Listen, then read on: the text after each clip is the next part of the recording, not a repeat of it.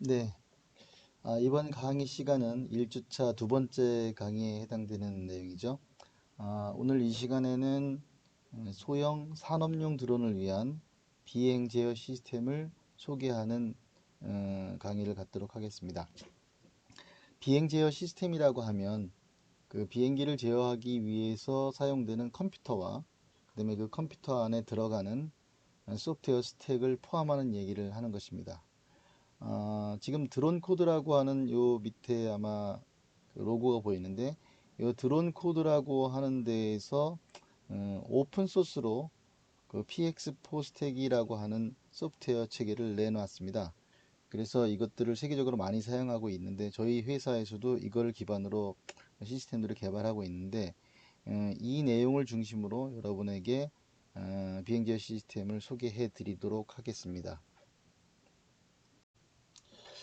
오늘 이 시간에 설명드릴 내용에 대해서 그 간략히 설명을 드리도록 하겠습니다. 첫 번째는 이제 그 산업용 비행 제어 시스템이 필요로 하는 내용들이 뭔지 이 부분을 좀 설명을 드리도록 하고요. 그다음에 두 번째는 그 실제 산업용 드론에 들어가고 있는 FCC들이 어떻게 만들어지고 있고 어떤 종류들이 있는지 이런 얘기들을 좀 설명드리겠습니다. 마지막으로는 아까 드론 코드 재단에서 공개하고 있는 PX4라고 하는 소프트웨어 스택에 대한 전반적인 이야기를 설명드리도록 하겠습니다. 자, 그러면 그 산업용 드론이라는 것은 과연 우리가 알고 있는 일반 드론과 어떤 차별성이 있어야 되는지, 그다음에 그 실제 산업 현장에서는 어떠한 내용들을 요구를 하는지 이런 내용들을 이제 정리를 해서 요구도라고 하는데 그 요구도의 세 가지 축을 잠시 설명드리도록 하겠습니다. 첫 번째는 로버스트 해야 된다는 이야기입니다. 이게 뭐냐면 산업 현장이라고 하는 것은 매우 위험하기도 하고 그다음에 기상이라든지 여러 가지 그 환경 조건들이 좋지 않은데 여기에서도 이제 강건하게 움직여줘야 되고 그다음에 신뢰성 있게 그 미션들을 수행해 줘야 된다라고 하는 개념에 이제 로버스트하다라고 하는 개념이 반영되어야 된다는 얘기고요. 그다음에 이제 플렉티컬한 그 기술이 적용되어야 된다는 부분입니다. 이게 뭐냐면 그 여러 가지 그 드론에 관련된 기술들이 있지만 실질적으로 필드에 적용 가능한 그다음에 검증이 된 그러한 기술들이 적용돼야지 그렇지 않은 아직도 불확실한 그런 기술들이 적용이 된다면 역시 또 아까 얘기했던 이런 그 신뢰성 부분에 또 치명적인 문제점들을 일으키기 때문에 프랙티컬한 기술들이 사용되어야 된다라고 하는 얘기입니다. 그다음에 또 한 가지는 이제 스마트해야 된다.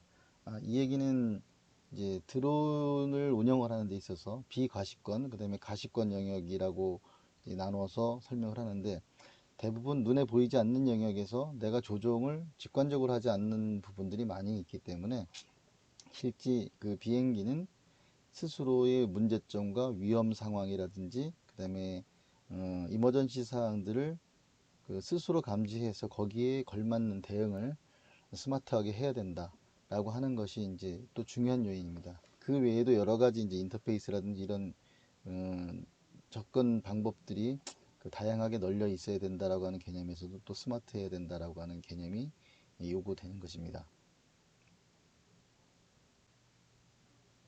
자, 다음은 그 산업용 드론에 사용되고 있는 FCC, 즉 플라이트 컨트롤 컴퓨터라고 하는 것에 대한 설명을 좀 드리도록 하겠습니다. 그 FCC는 말 그대로 여기 보시는 대로 비행기를 제어하기 위한 컴퓨터입니다. 그래서 이 비행기를 제어하기 위한 컴퓨터는 아래 보시는 그림처럼 이제 여러 가지 내용으로 구성이 되는데 그 중에 첫 번째가 이제 하드웨어들이겠죠. 이 보드 형태로다가 주로 만들어져 있는데 요즘은 이제 모든 센서라든지 그다음에 부속 그 시스템들이 한 장의 보드 내지는 두 장의 보드로 나눠져서 다 이렇게 만들어지는 형상을 갖추고 있습니다. 그리고 매우 작게 만들어져서 작은 형태의 드론도 가능하게 되어 있죠. 자, 그러면 이 하드웨어에 이제 탑재되는 소프트웨어가 여기 보시는 OS, 그다음에 그 플라이트 소프트웨어, 그다음에 뭐 유도 항법 소프트웨어 이런 것들이 올라가게 되죠. 그래서 이 OS라고 하는 거는 지금 이제 리얼타임 OS를 주로 사용을 하게 되는데 이 픽스호크 계열 그 다음에 PX4에서는 너트X라고 하는 그 OS, 리얼타임 OS를 사용하고 있고요. 그 다음에 이제 플라이트 소프트웨어를 아까 초기에도 말씀드렸었던 이제 그 소프트웨어 스택이라고 하는데, 이 소프트웨어 스택을 그 PX4라고 이름 붙여져 있는 소프트웨어 스택을 사용하게 되는 것입니다. 그리고 그 위에 이제 그 실질적으로 운항에 필요한 여러 가지 유도 항법 부분들이 올라가 있는데, 알고리즘이라든지 그다음에 뭐 GPS를 사용한 항법들이 올라가 있는데, 그것도 아까 설명드린 PX4에 해당되는 소프트웨어 형태로 갖춰져 있고, 그것까지를 포함해서 전부 다 이와 같은 하드웨어에 함께 그 탑재되어 내장되어 탑재되는 그런 형태로다가 FCC는 구성이 됩니다. FCC의 그 동향을 한번 좀 설명을 드리도록 하겠습니다. 개발된 동향입니다. 예전 약 한 10년, 뭐 이제 최근으로 가까이 오면 한 5년 전까지 그 상황들을 보면, 오픈 소스로 개발돼서 공급되기 시작했었던 것들이 주로 이제 미크로콥터라고 하는 것과 그다음에 픽스호크, 아두파일롯 이렇게 있었습니다. 그래서 이러한 부분들이 과거에는 이제 8비트 마이크로 프로세서를 기반으로 만들어져서 공급되어 오기도 했는데, 그 특성들을 보면은 소스 코드는 이제 C로 전부 다 구성이 돼서 공급이 되기도 했고, 그다음에 OS를 탑재한 것과 그렇지 않은 것들이 있었고, 그다음에 항법 제어 기능이 있는 것과 없는 것들이 있는데, 뭐 대부분 다 있어야 되겠죠. 한급 제어 기능이 없으면 안 들어가니까. 그다음에 이제 시스템 확장성에 대해서 이러한 이제 차별성을 보이는 것들이 있었습니다. 그 중에서 이제 가장 그 획기적으로 발전하기 시작한 것들이 이제 픽스호크라고 하는 하드웨어 체계인데, 이 부분 나중에 다시 한번 설명을 더 드리도록 하겠습니다. 그래서 OS도 있고, 그다음에 이제 여러 가지 확장성이라든지 그다음에 운영 체제라든지 이런 것들이 매우 잘 만들어져 있어서, 이 부분들이 이제 지속적으로 확장 개발이 되었던 그 모델이 되기도 합니다. 또 다른 동향 한 가지를 설명을 드리도록 하겠습니다. 앞서 설명드린 내용은 매우 작은, 그 다음에 가격이 저렴하면서도 우리가 이용하기 쉽게끔 접근했던 어떤 FCC라고 한다면, 지금 여기 보여지는 이런 FCC는 이제 산업용, 그다음에 군사용으로 과거부터 개발돼서 매우 비싼 가격에, 여기 보시면은 이제 비용이 상당히 비쌉니다. 비싼 가격에 그 실제 시스템에 적용되는 그러한 이제 장비들입니다. 이런 내용들은 그 여기 보시는 가격 한계만 하더라도 우리가 일반적으로 산업용 드론을 꾸미는 그 값에 해당됩니다. 그래서 실질적으로 이런 것을 사용해서 우리 주변에서 우리 일상에 접근할 수 있는 산업용 드론을 만든다는 것은 사실 거의 불가능하기 때문에, 이런 부분들은 이제 매우 특수한 부분, 특수한 영역, 그다음에 뭐 군사용 외에는 거의 접근하지 않지만, 이런 것들도 있다라고 하는 것을 하여튼 여러분이 알고 계시면 좋겠습니다. 자, 그러면 이제 최근에 산업용 드론에 사용되거나 아니면 하비용이라든지 레저용의 드론에 사용되고 있는 그 FCC 종류들이 어떤 것인지 저희들이 한번 그 종류들을 모아봤습니다. 왼쪽에 가격대를 이제 간단하게 적어놨는데, 보통 현재는 중국에서 만들어져서 보급되는 것들이 많이 있는데, 뭐 15만 원 싸게는, 그다음에 뭐 한 20만 원 정도면 픽스호크 계열, PX4 소프트웨어 스택이 올라가 있는 픽스호크 계열을 구매를 할 수 있습니다. 그다음에 이제 산업용으로 쓴다면 앞에 설명드린 이것보다는 조금 더 높은 신뢰성 수준을 갖는 그런 장치들인데, 이런 것이 보통 이제 30만 원에서 한 5, 60만 원 정도 선에 그 가격이 형성이 되고 있고, 대부분 이제 중국, 미국에서 만들어지는데, 여기 DJI가 가장 그래도 고급스럽게 만들고, 그다음에 산업용 아니면 또 농업용에 많이 사용되는 FCC를 제공하고 있습니다. 근데 이제 이 DJI는 그 오픈 소스가 아닙니다. 그냥 사다가 쓰는 거고, 나머지 그 픽소크 계열들은 이제 새로 소프트웨어가 업데이트 된다든지 아니면 새로운 버전이 나오면 그것을 다시 다운로드 받아서 쓸 수 있는 그런 형태로다가 되어 있는 이제 픽스호크 계열들이라고 보시면 됩니다. 그 다음에 이제 그거보다 조금 더 신뢰성을 높이기 위해서 만든 것들이 보통 이제 100만 원대 정도. 그 다음에 여기 오픈 소스 계열은 아니지만 DJI는 약 한 200만 원에서 요즘 뭐 더 비싼 것도 버전도 나오는데, 이런 형태로다가 이제 그 산업용 FCC들이 또 보급되고 개발되고 있습니다. 참고로 이제 저희들 회사에서 만들고 있는 게 이러한 형태로 만들어져서 실제 공급되고 있습니다. 그러면 이제 픽스호크 4, 그다음에 픽스호크, 그다음에 PX4라고 하는 이야기를 이제 계속 말씀을 드렸는데, 그러면 이 소프트웨어 스택과 하드웨어는 어떤 형태에서부터 시작이 됐고, 그다음에 어떻게 발전이 되어 왔는지 이 부분에 대한 설명을 간략히 드리도록 하겠습니다. 약 2009년, 2008년 그 무렵에 그 스위스 취리에 있는 한 공과대학에서 사실은 이제 PX4 그 오토파일럿 프로젝트라고 시작이 되어서 현재까지 이르게 되었는데, 그 당시는 이제 하드웨어를 그 FMU라고 하는 보드와 그다음에 IO라고 하는 보드로 나누어서 개발이 되었고, 그다음에 지금 현재 가지고 있는 PX4 소프트웨어 스택의 원형을 이제 그 당시 개발을 하였습니다. 그걸 2011년 정도 들어서서 그 픽스워크 프로젝트라고 해서 이 부분은 이제 주로 이 하드웨어를 개발하는 형태입니다. 그래서 이와 같은 형태의 하드웨어를 완보드, 그러니까 두 장으로 나눠져 있던 이 보드를 하나의 보드로 만들고, 그다음에 여기에 걸맞는 소프트웨어 스택을 만드는 작업들이 이제 일어났는데, 이것을 통해서 이제 비약적인 이쪽의 발전이 시작이 되었던 것입니다.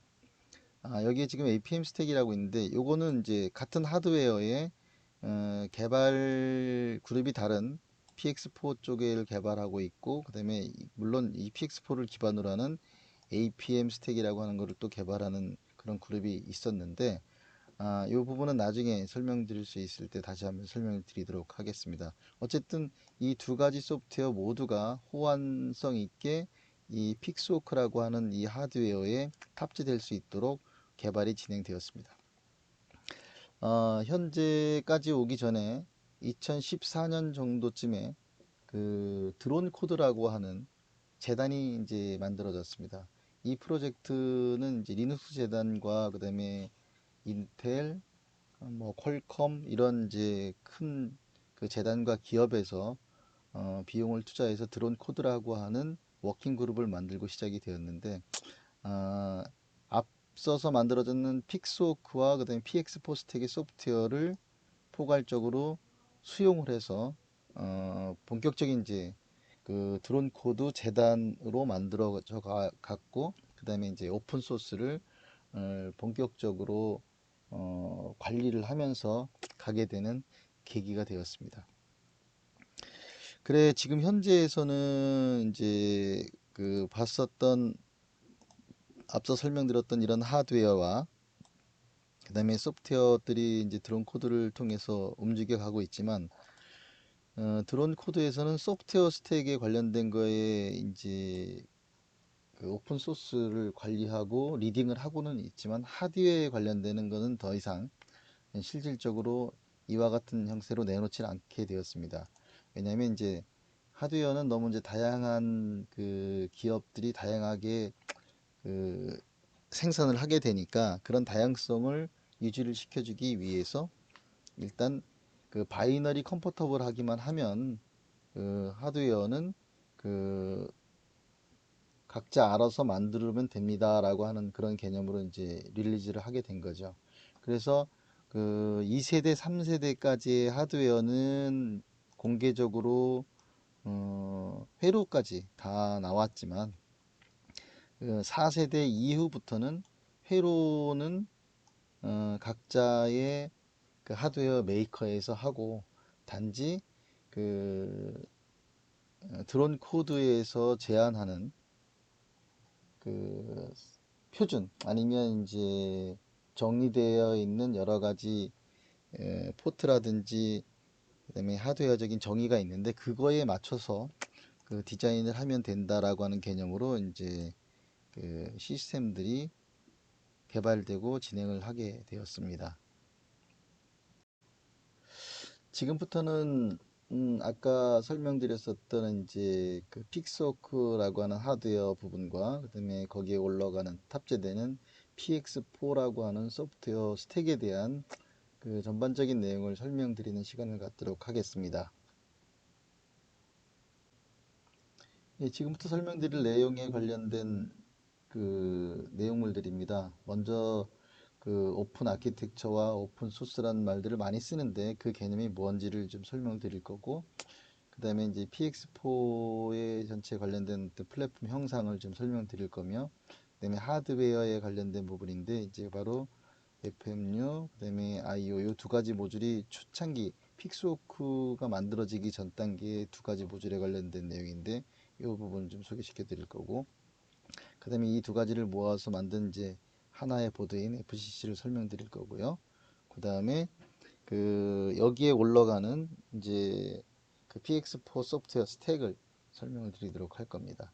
그 다음에 마지막에는 이제 드론에 실질적으로 장착이 돼서 이런 드론들이 운영이 되고 있다고 하는 드론을 좀 설명을 드리도록 하겠습니다.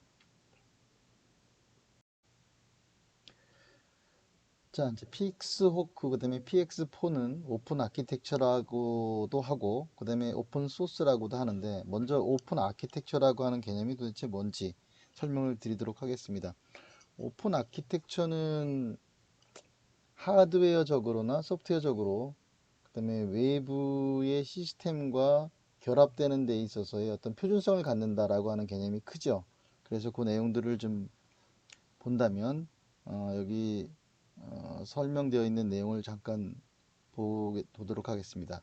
이 오픈 아키텍처는 그 다음에 그 에딩, 업그레이딩, 앤드 스와핑 컴포넌트가 쉽도록 설계된 구조인데 이 픽스호크라고 하는 이 하드웨어, 그 다음에 소프트웨어조차도 PX4도 실질적으로는 그 여러 가지 주변 장치들이 그 호환성 있게 결합될 수 있도록 개발된 내용들이기 때문에 오픈 아키텍처라고 이야기를 할 수 있겠죠.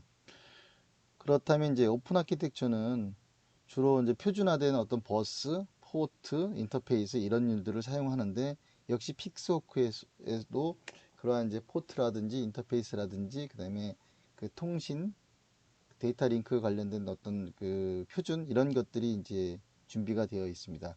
그 내용들은 향후에 설명하면서 차츰 그 내용들이 무엇인지를 더 설명드릴 수 있을 것입니다. 자, 그러면 오픈 소스라고 하는 것은 어떤 뜻인가? 그 개념에 대해서 잠시 한번 좀 살펴보도록 하겠습니다. 오픈 소스는 말 그대로 내가 짠 프로그램이라든지 아니면 기타 여러 가지 그 개발된 소스 자체를 공개해서 서로 나눠서 쓴다라고 하는 개념입니다. 그래서 개인보다는 전체적인 그 이 단체에 유리하게, 그 다음에 더 나아가서는 인류의 기술 발전과 기술 혜택에 기여하는데 긍정적인 효과를 나타낼 수 있는 것이고, 그 다음에 좀 좁게 본다면 다수의 기술자가 그 함께 참여를 할 수 있기 때문에 그 여러 가지 시행착오도 단기간 안에 끝날 수 있고, 그래서 좀 더 그 완성도 높은 소프트웨어를 개발할 수 있다라고 하는 또 기술적인 또한 장점이 있는 것이 오픈 소스라고 하는 이 개념의 특징이라고 보시면 되겠습니다. 그 오픈 소스라고 해서 무조건 그 소스를 아무렇게나 쓸 수는 없습니다. 그래서 라이센스 그 규정을 정리를 해 놓고 거기에 맞춰서 써야지만이 오픈 소스의 혜택을 볼 수 있는데, 그 항목들을 우선적으로 정의를 해 놓은 것이 이제 왼쪽에 있는 내용들이고, 그 항목에 따라 가능하고 그 다음에 불가능하고를 정의해 놓은 것들이 이런 이제 라이센스 종류입니다. 지금 요 빨갛게 그 글씨가 되어 있는 그 BSD 부분이 저희 그 픽스호크 그 다음에 PX4 스택에 관련되어 있는 라이센스입니다. 여기선 다 가능한데 한 가지 안 해도 된다라고 하는 게 한 가지 있죠. 그거는 뭐냐면 수정된 코드 소스를 굳이 공개하지 않아도 된다라고 하는 겁니다. 그래서 뭐 모두 이게 그 가능하다라고 해놓은 것보다는 사실은 이 부분에 대해서는 굳이 공개하지 않아도 된다라고 하는 것이 기업의 입장에서는 좀 유리한, 더 오히려 더 훨씬 나은 그러한 라이센스라고 저희들은 생각하고 있습니다. 예를 들어 기업의 그 노하우가 담긴 그 부분만큼은 우리가 공개하지 않고 우리를 통해서 만들어진 제품에 그 사용해서 판다면 나름대로 이제 발전도 있을 수 있지만 그 나의 어떤 기술이 공개되지 않으면서 유지가 될 수 있다는 또 장점이 생긴다. 이런 개념에서 기업에는 이제 유리한 조건이라고 보시면 되겠습니다. 전에도 말씀드렸지만 PX4 플랫폼이라고 하는 부분을 이제 뭐 간략하게 다시 설명해 놨습니다. 이 얘기는 뭐냐면 PX4 플랫폼은 픽스호크 하드웨어와 그 다음에 PX4 그 다음에 APM 소프트웨어 그 스택으로 이루어진다라고 하는 얘기입니다.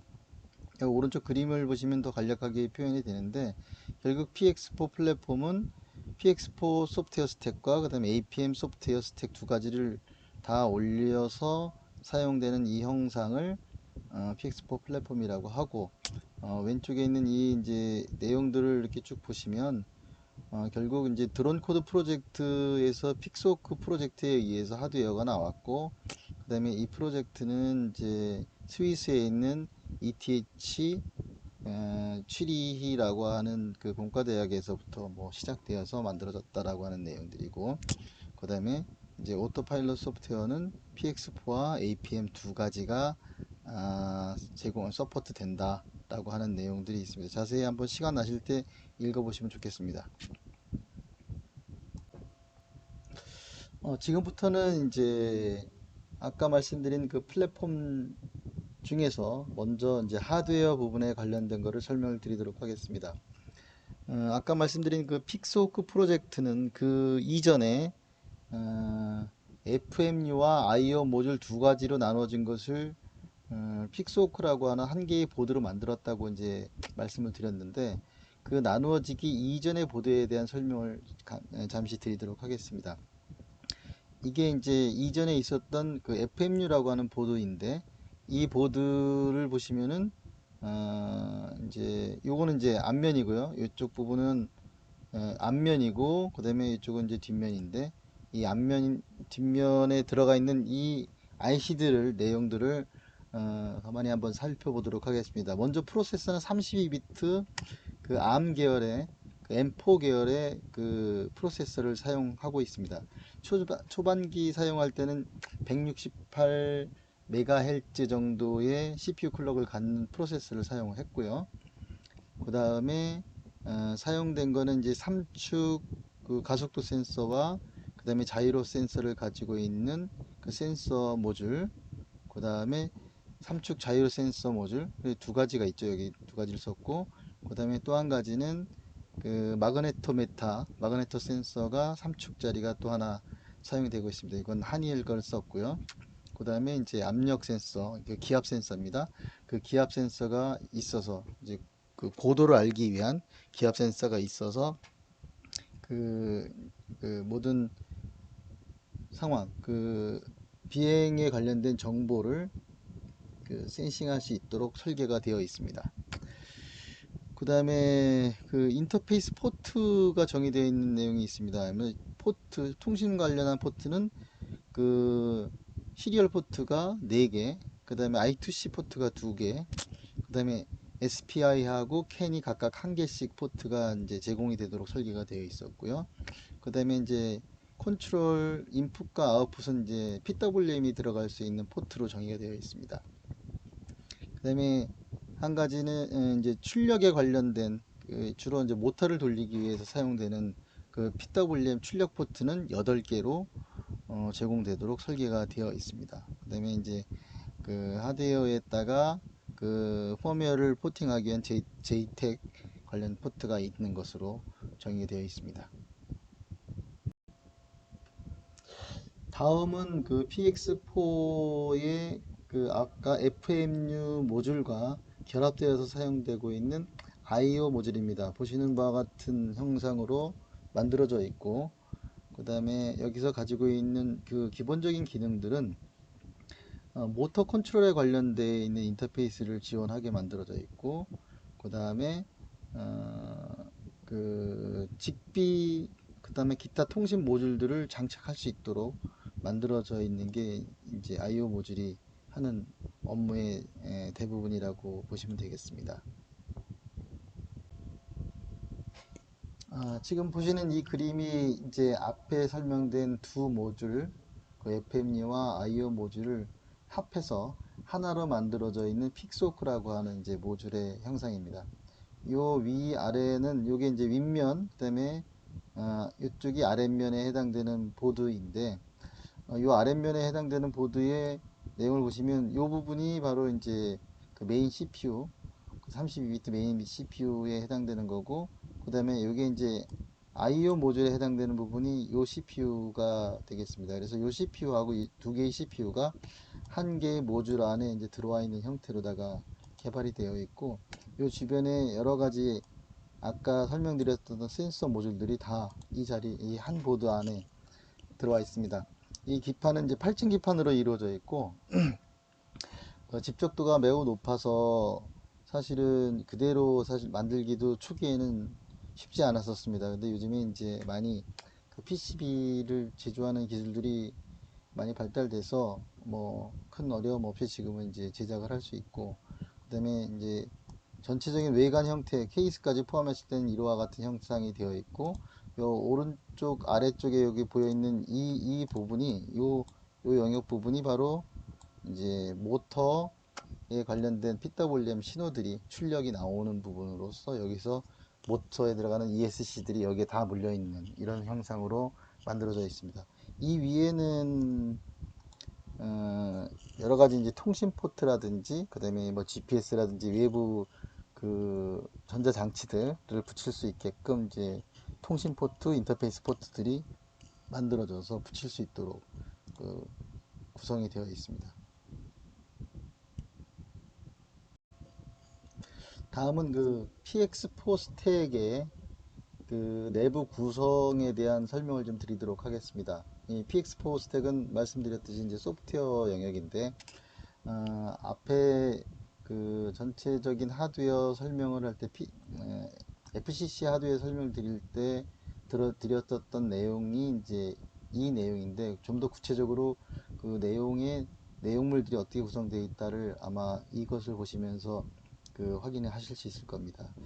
먼저 그 보드에는 기본적인 플랫폼이 될 수 있는 OS가 올라간다고 했죠.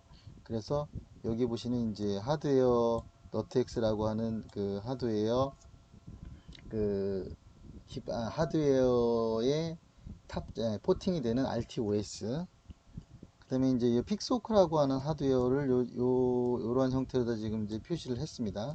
그래서 요 형태의 하드웨어 위에 이제 너트엑스라고 하는 OS가 올라가고, 그 위에 이제 이 하드웨어와 접속을 할 수 있는 이제 드라이버류들이 이제 만들어져서 올라가 있습니다.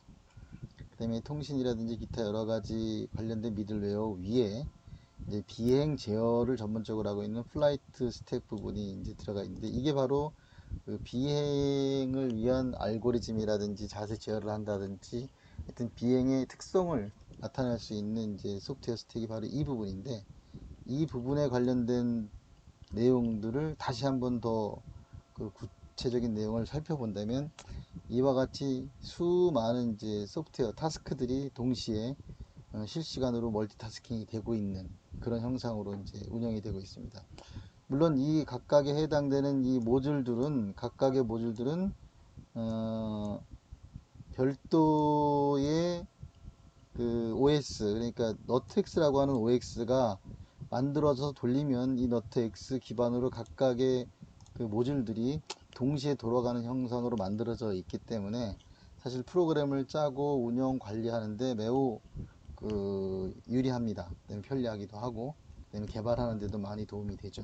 그래서 이 내용에 관련된 이제 구체적인 내용은 뭐 다 지금 이 짧은 교육 시간 동안에 설명드리기는 어렵고, 좀 더 이제 구체적으로 소프트웨어를 배우고자 하는 사람들은 이 내용도 전부 다 오픈 소스로 되어 있으니까 실질적으로 찾아 들어가서 확인을 해볼 수도 있습니다. 이게 이제 오픈 소스의 가장 큰 장점이기도 하죠.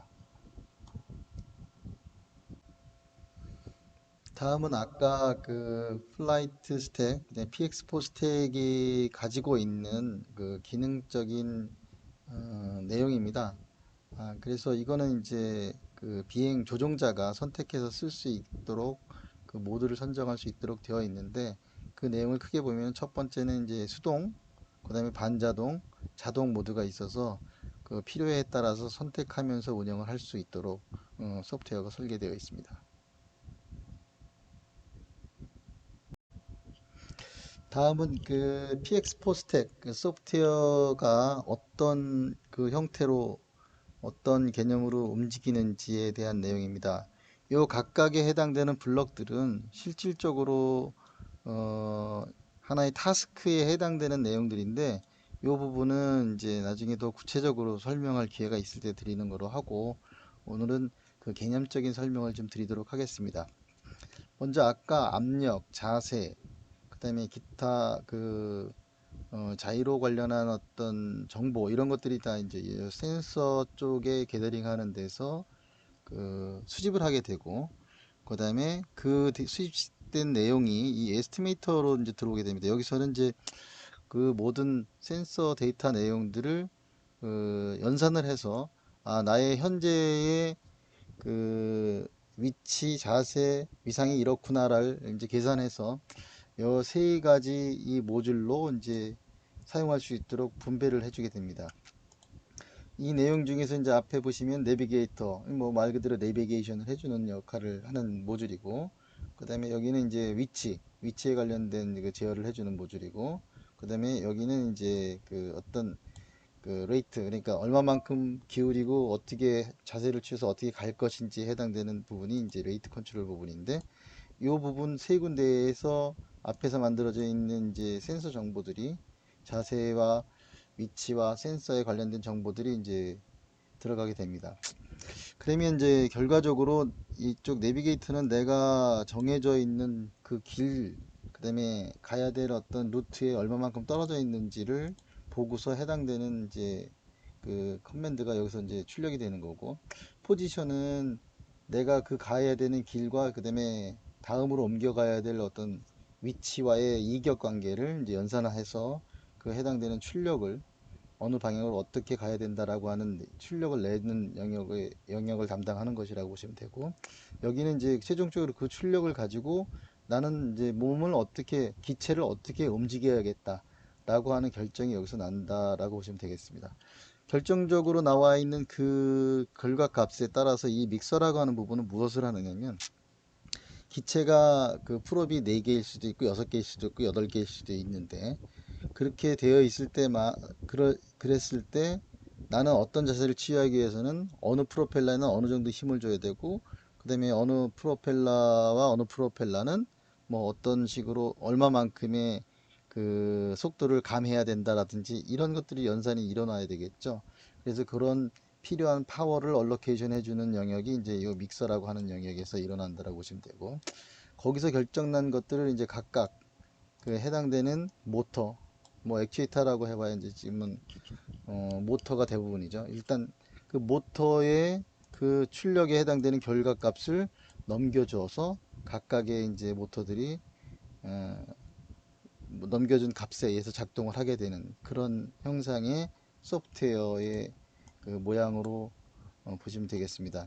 이 전체적인 이 모양의 요즘 아래쪽에 보시면 이제 RC 부분인데, 이건 이제 사람의 의지에 의해서 내가 이 포지션을 이쪽으로 움직여야 된다, 아니면 조금 더 기울여서 또 빨리 가야 되겠다 라고 하는 그 값들도 이 RC라고 하는 것을 통해서 의지가 반영이 돼서 갈 수 있죠. 특히 이제 매뉴얼 같은 경우는 이런 부분이 많이 반영이 되도록 이제 설계가 되어 있죠.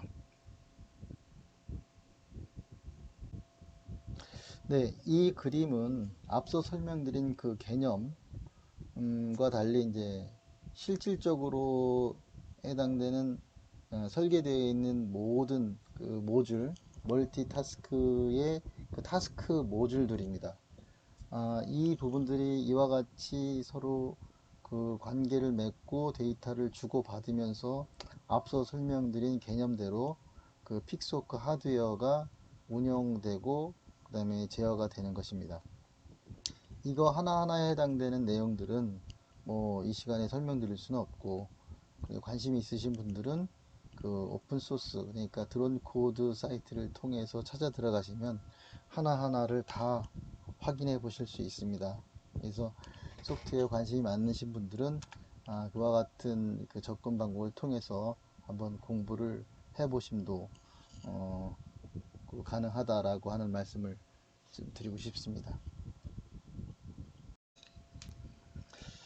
예, 다음은 그 픽소크 PX4 스택의 상위 쪽 소프트웨어, 그러니까 이제 비행기가 아니라 비행기 밖에서 비행기를 제어하는 소프트웨어 부분인데, 그 부분은 이제 큐그라운드 컨트롤이라고 하는 이러한 장비를 소프트웨어를 사용합니다. 큐그라운드 컨트롤이라고 하는 소프트웨어도 역시 똑같이 오픈 소스고, 그 다음에 이 오픈 소스를 개발하기 위한 개발 환경은 Qt라고 하는 그 개발 환경을 사용합니다. 그 다음에 이 큐그라운드 컨트롤과 그 다음에 픽스호크, 그러니까 FCC와 실제 통신하는 방법은 마브링크라고 하는 프로토콜을 사용을 해서 통신을 하면서 제어를 하게 되어 있습니다.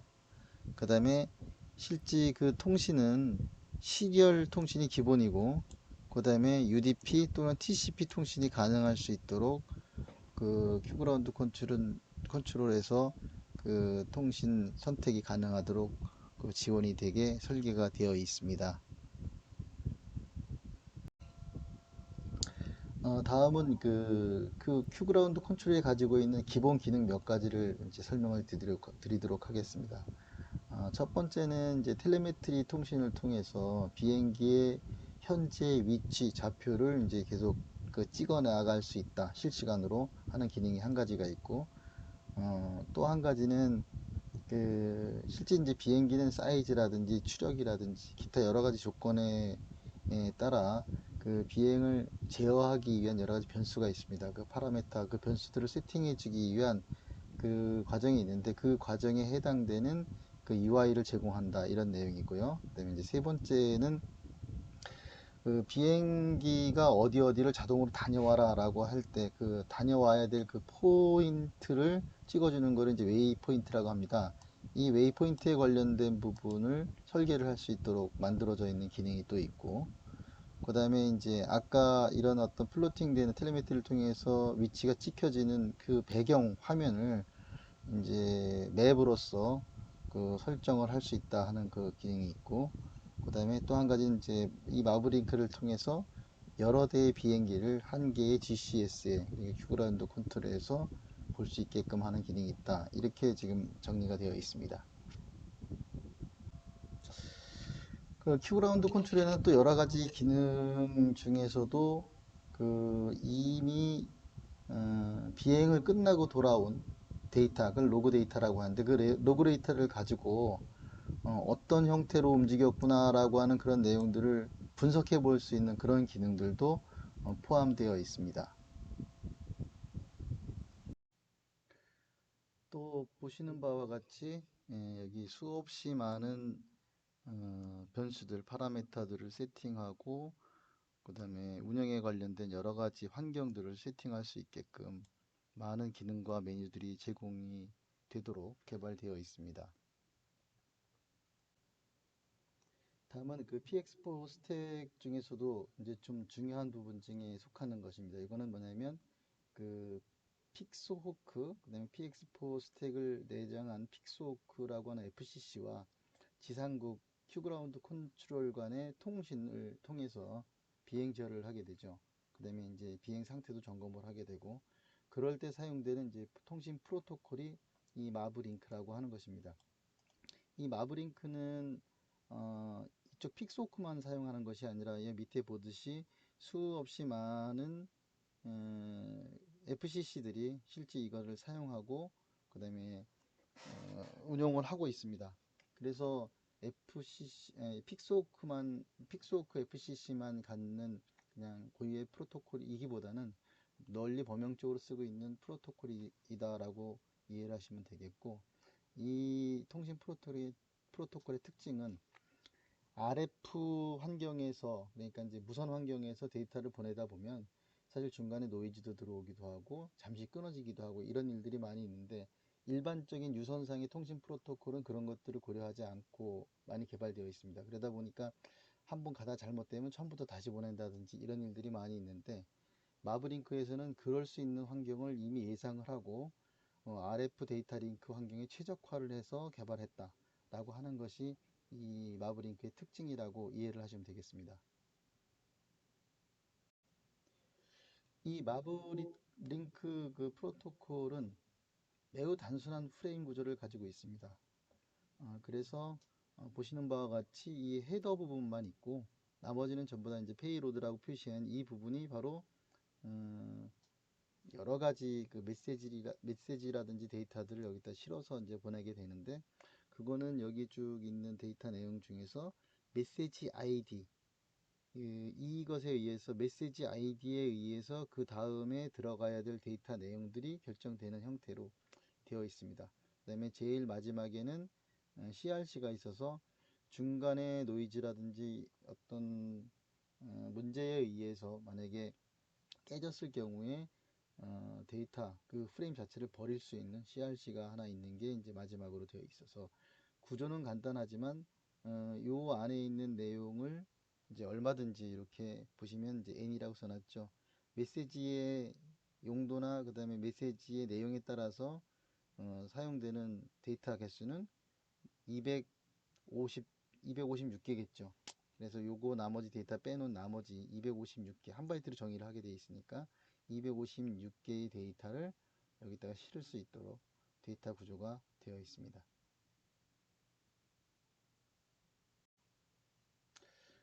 이 그림은 아까 어, 앞서서 설명했을 때 사용되었던 그림입니다. 근데 이제 거기 내에 실질적인 그 내용물들에 해당되는 이제 커멘트가 더 달려 있을 뿐이고, 전체적으로 PX4 그다음에 픽스호크라고 하는 이 플랫폼의 계보가 발전돼 나온 과정, 그다음에 실질적으로 어떠한 상품들이나 그다음에 어떠한 그 소프트웨어들이 이것에 해당된다라고 하는 내용들을 더 담았다고 보시면 되겠습니다.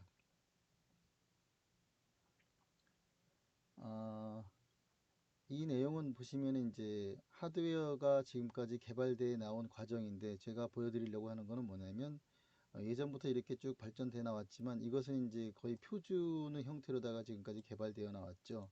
그런데 이제 바로 요 시점부터는 리퍼런스 디자인이라고 해서 그 방법과 표준만 알려주고 나머지는 이제 제작자들이 알아서 설계를 하는 모양이 되었고, 예를 들어 이제 픽스 레이서라고 하는 이런 FCC 같은 경우는 이제 핀 아웃만 공개를 하고 제공하는 이런 모양으로 나오고, 내부의 회로에 대해서는 그 매니팩처러 자체적으로 그 개발하고 그다음에 뭐 보유를 하는 형태로다가 이제 개발되어 왔습니다. 저희가 가지고 있는 이제 그 픽소크 계열의 FCC도 저희들만의 그 회로로 또 개발이 되어서 현재 이제 보급하고 있습니다.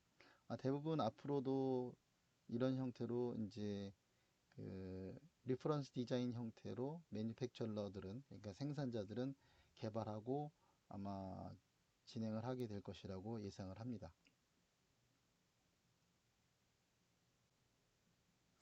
네, 이 사진들은 저희가 그 픽스호크 그다음에 오픈소스 기반의 PX4 스택을 이용해서 개발한 픽스호크 계열의 FCC를 가지고 산업용 드론을 개발하는 데 적용했던 내용들을 사진을 찍은 것들입니다. 그 왼쪽 위에 보시는 이 드론은 우정사업본부가 그 도서 산간 지역의 우편물들을 그 배달하기 위해서 그 개발했던 프로젝트에 사용된 내용을 저희들이 시운전하면서 찍었던 내용이고, 그다음에 이제 오른쪽에 있는 이런 거 같은 경우는 수자원 공사에서 그 수자원 관리를 위해 원격지에 있는 그 오염이 예상되는 지역에 가서 물을 퍼올 수 있는 이제 드론에 사용하기 위해서 개발을 하였는데, 베이스 모델을 이러한 형태로 개발을 해서 저희들이 운영을 해서 시범을 보여줬고, 그 다음에 이 형태로 현재도 이제 운영이 되고 있습니다. 물론 여기에는 이제 페이로드가 지금 달리지 않은 상태인데, 여기에 이제 물을 퍼올 수 있는 그런 페이로드가 달려서 현재는 운영 중에 있습니다. 그 다음에 이제 아래에 나타나 있는 이 비행체는 장시간 채공을 위해서 만들어진 기체입니다. 거의 1시간 가량을 이제 채공할 수 있고, 그 다음에 오랫동안 채공하면서 모니터링을 하거나 탐색을 하기 위한 용도로 이제 개발된 것인데, 이 부분에도 역시 저희들 국내에서 개발한 FCC로 활용이 되어서 개발이 완료가 됐던 그런 제품이라고 보시면 되겠습니다.